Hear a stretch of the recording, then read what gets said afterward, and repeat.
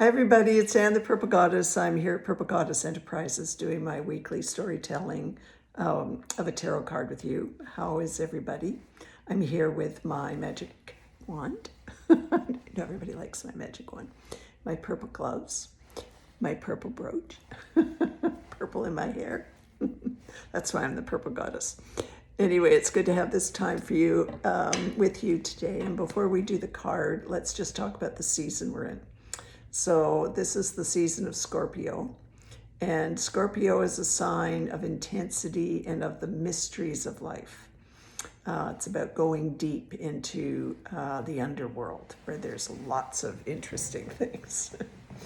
It's also, we're in the energy still of the full moon in Taurus, or the blue moon as it was called at Halloween, which was this past weekend.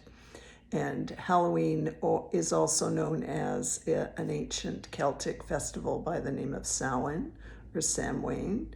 And it's when we honor the crone aspect of the triple goddess. The triple goddess is maiden, mother, and crone. So we're going into the dark time, and certainly in the northern hemisphere. And we all had to put our clocks back recently, except for Saskatchewan that don't have to do that. But we're literally, it's darker earlier in the evening and when we wake up in the morning. And this is a metaphor for going within ourselves as we enter in the northern hemisphere this kind of winter season. And with that in mind, we've got a really good card today. So let's get right to it. You ready? This is a card in Pentacles.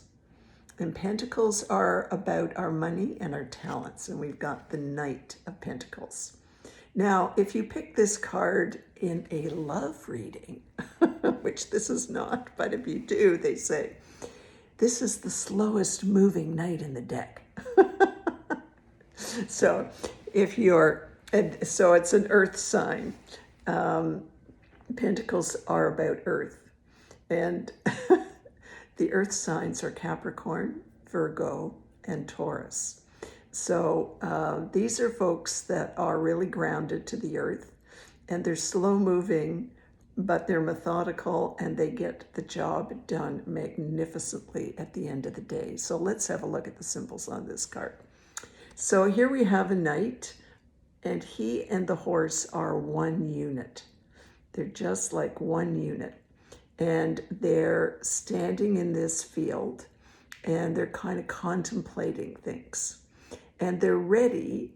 This card sometimes referred to as the manifester and the harvester. They're getting ready to manifest and harvest all the things that they've been working hard on all year. So where are you, the manifester or the harvester in your life right now? And if you're not identifying with that, think about this card as an inspiration for you to think about what you're going to manifest. Because the knight is holding his pentacle in his hand very carefully, and he's ready to do some work. He's holding the pentacle with a glove, which is called a gauntlet, and it's not with his bare hand. He's got his hand is prepared to do some work, and he's got a blanket in case it gets cold. Like, you never know when you're the manifester or the harvester where it might be cold and you need a blanket, right? I had a blanket scarf on me today when I went outside. And he's got a plume of green in his helmet, and there's a plume of green on the horse. And this is a reminder for both of them that they're eventually going to get to the green time, when the spring and everything that they're manifesting and harvesting is going to kind of come true. So there's a nice contrast here of the black and the yellow. And this reminds us that, sometimes we don't have to be afraid of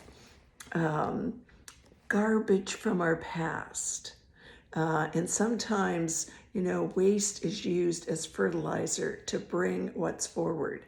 And so the horse being black is this strong kind of instinct within all of us that eventually, can turn into the sunshine, turn into the yellow.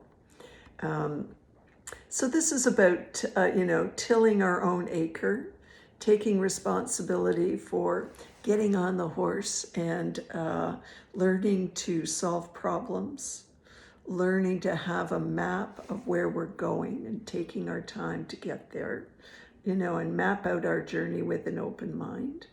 And it's a really solid card, and we need this kind of firm message as we go into the darkness, and it's about not being afraid. When I was on a pilgrimage in Crete, the goddess pilgrimage in Crete, the leader, Carol, took us down into a cave, down, many levels.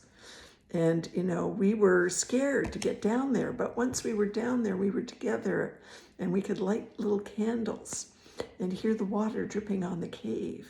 We weren't afraid, and we realized that it's, in the darkness is the stillness, and it's the stillness of our soul. This is a really beautiful card, and I think there's butterflies on the kind of the reins here, which is a reminder that no matter how difficult the journey might be right now, we're ready for the journey, and the transformation's going to come.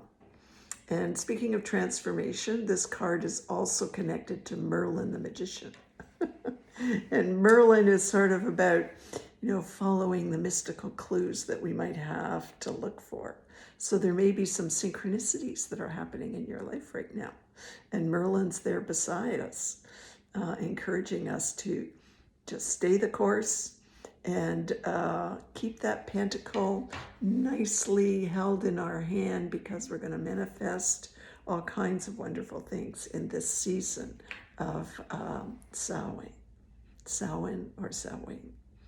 So I hope that's been helpful. And I'm going to just ring the bell 3 times as you think about where you're going to manifest and harvest something fabulous in your life. I know you can do it.